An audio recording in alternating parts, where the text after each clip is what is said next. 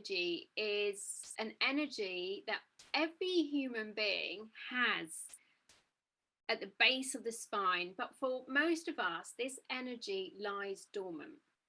Now, there's a good reason why this energy lies dormant in majority of us, because this energy, Kundalini energy, it also comes under different names such as Shakti energy, but this is pure creative power, the creative power of the universe. So the whole creative power, the seed of power that created the universe lies within every human being. It lies at the base of the spine. Now, the reason why for most of us it stays dormant is, can you imagine that rush of energy soaring, surging through your physical body? If it awakens, literally you have the impulse of the cosmos, the universe, that powerful. It's like plugging into the most powerful thing you can. You suddenly plug into the most powerful energy that exists, and it will start to shoot up and be present in your physical body. Now, there's a lot of people who, if you go onto YouTube, type in Kundalini, will say it's bad, it's scary, it's wrong, oh my God, it's dangerous. And there's a lot of fear around it. Now, Kundalini energy in itself is beautiful. It's the creative force.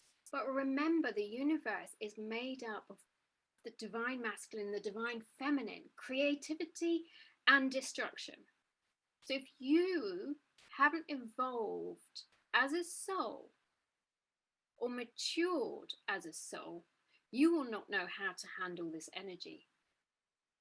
Even if your intention is good or pure, if you don't know how to master your energy, your mind, your thoughts, your emotions, your body, if that awakens within you, you could be a complete disaster. Because you won't know how to channel that energy into creativity. You will channel it into destruction. Because the energy is so powerful and you haven't learned to assimilate, integrate and steer this powerful energy to where you want it. Because it will go to the thoughts, the focus, where you go, it will go. So it can be extremely dangerous, which is why people are so afraid of it. But Kundalini energy doesn't awaken in you if you're not ready for it. Where it becomes a problem is where we have spiritual practices pushing, or people following the spiritual path going, I want this Kundalini awakening. I'm going to do everything to get my Kundalini awakened. It has to awaken. I'm going to practice this. I'm going to practice this. I want my Kundalini awakening. You're not ready for it. Don't force the Kundalini to awaken in you. Let it rise up naturally and organically. Because it's not going to feel comfortable. And you're going to cause havoc on the planet and to yourself. Because it's like a toddler saying, yeah, give me the keys to the Ferrari. I'm ready. No, you're not. It goes at God knows how many miles per hour. Believe me, you're not ready. Yes, I am. I want the Ferrari. I want it now. And unfortunately, that happens in many spiritual schools. The ego kicks in. I want that power because it is power. It's potential. We all have a seed of potential within us. And that energy literally fast tracks you. It awakens within you. And all your gifts come up to the surface. So suddenly you can find, oh my God, you're a guru. Or suddenly you're Anthony Robbins. Or suddenly you're blah, blah, blah. You're like, oh my God. It just happens so quickly. And then people experience a downfall. So don't force it. The real true spiritual teachings, yoga practice are drop the ego. Don't want anything. Don't need anything. Allow everything. Know what your needs are. Know what your wants are, and play with them, and then surrender them. Trust they're going to come in the perfect divine timing. Don't chase. Don't attach. Don't crave. want the Kundalini awakening, want your potential, want the beauty of the world, want love, want it all, but be surrendered about it. And that's the beauty of a human being that's surrendered, wants it all, and trusts in the right time it will come, and in the right time it will go. So what's the point of craving? Because even, potential, it will come and go. Everything will come and go. So we ride the waves. We trust the universe will bring us what we need and want at the right time. But for many of us, one of the issues we do have is we fight receiving. We fight resisting. We fight our potential for love. We fight our potential to serve, to be more. And that blocks the energy. So the Kundalini can't rise, and the Kundalini wants to rise.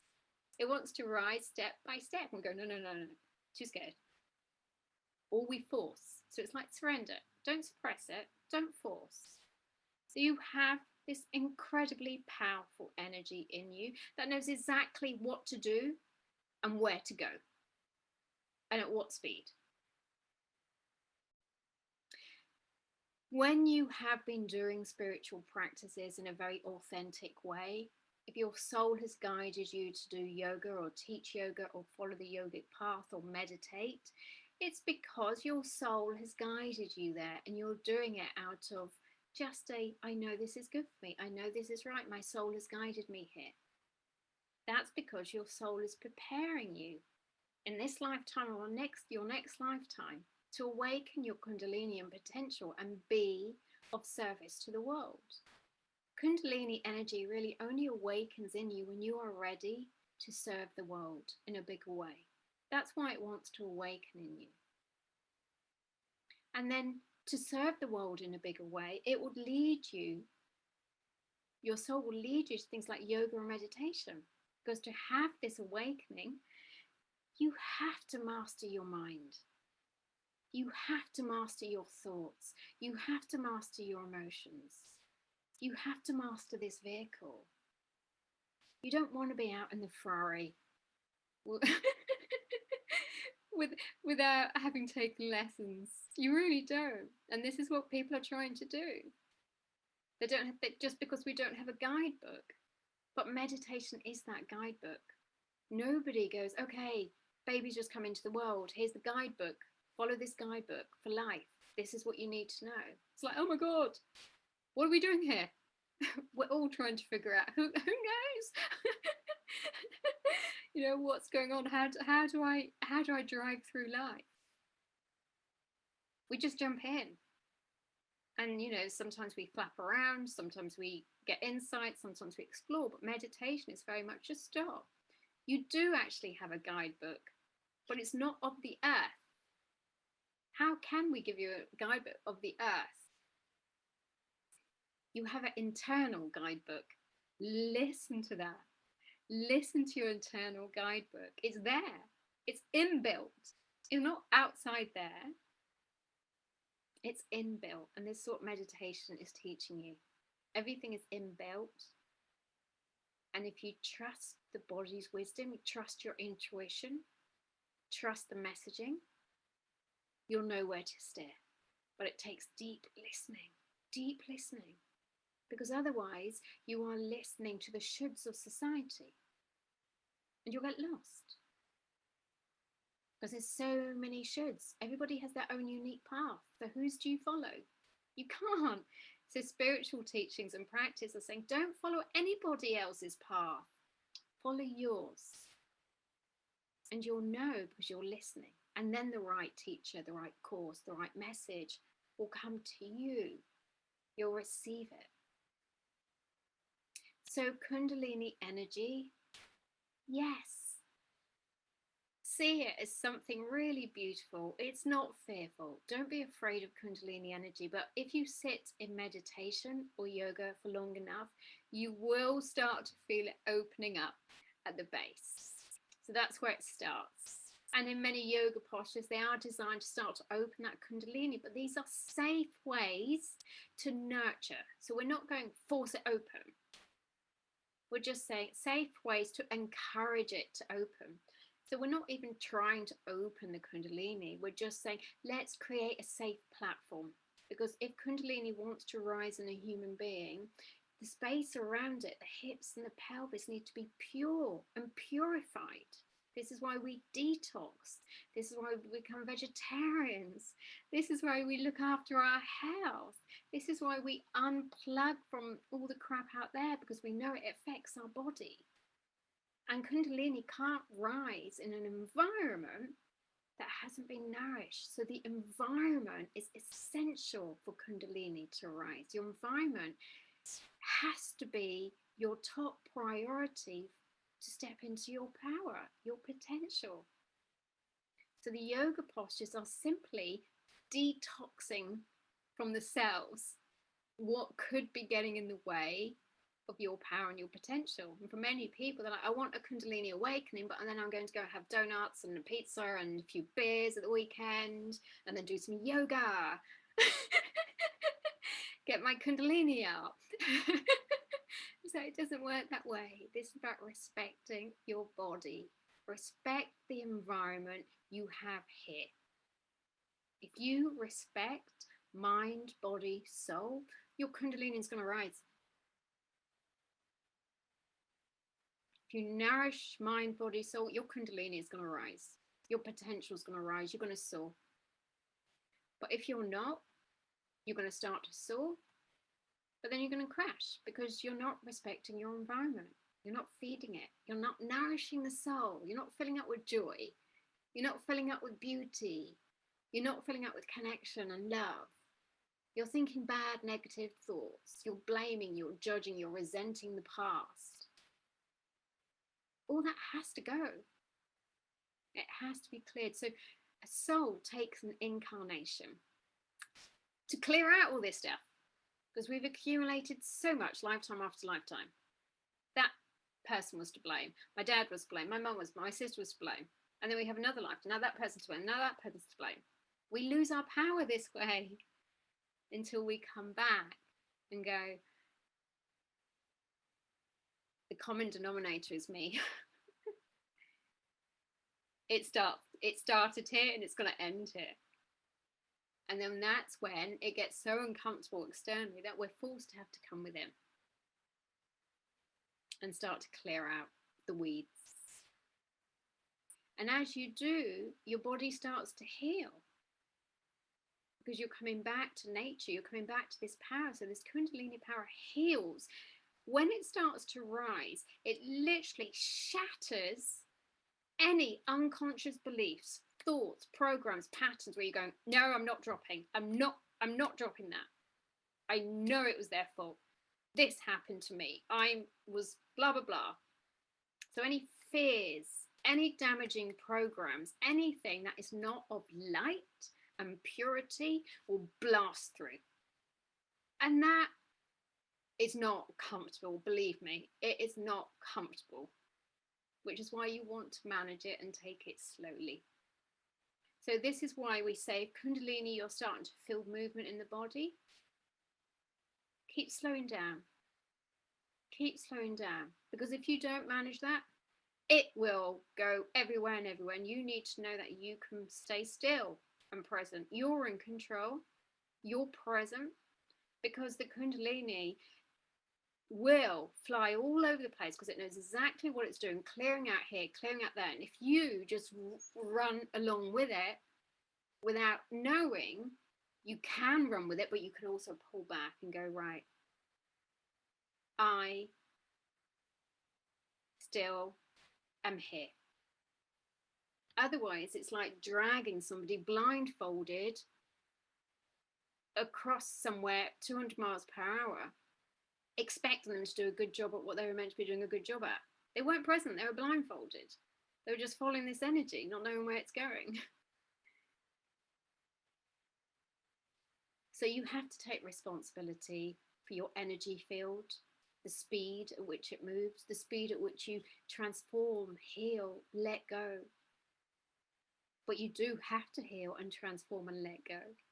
Because you as a soul, you are here to step up. to shine brighter, to be more, to awaken more of who you really are.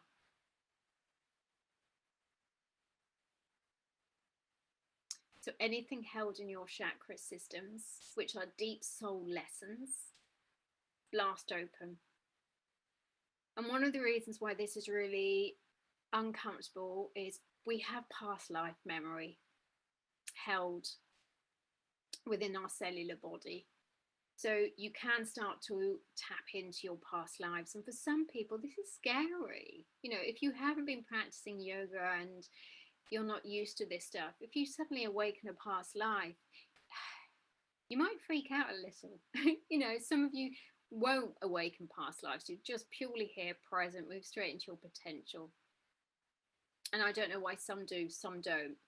But you may awaken a past life and be very conscious and aware of it. And that might feel, you know, great for you if you can consciously move through it. But for some of you, it's not going to feel comfortable. And my personal experience with Kundalini is I've had several Kundalini awakenings. You can have subtle awakenings of Kundalini, or you can have a full blast of Kundalini awakening. So I've had subtle awakenings, but I started a full blast of Kundalini awakening literally about 6 months ago. And, you know, this has taken 30 years of spiritual study and practice. And I know without doubt, if I hadn't been doing those 30 years, oh my God, this would be the toughest thing in the world. So it literally breaks down and dismantles everything in your life that is not of pure soul essence and of the highest service. So it can be really scary because the energy moves very quick and it literally breaks down so fast and so quickly that you literally can't do much at all. You're held, you're frozen in, and you have to deal with it because you can't resist this energy. If you resist this energy, it gets hotter, firier, and it's really uncomfortable. You can't resist this energy. When when she's moving through you, she's like Kali energy, she's Shakti, she's fierce. She is here to destruct and break down anything within you that is not of your highest potential. And when that's happening on a mental, emotional, physical, cellular level, you have to be very strong and stable to deal with it. And I knew this was coming up, and I was told you're going to go into a full Kundalini awakening. And I knew what to expect because I've had small ones, but at this level, never before. So it's intense.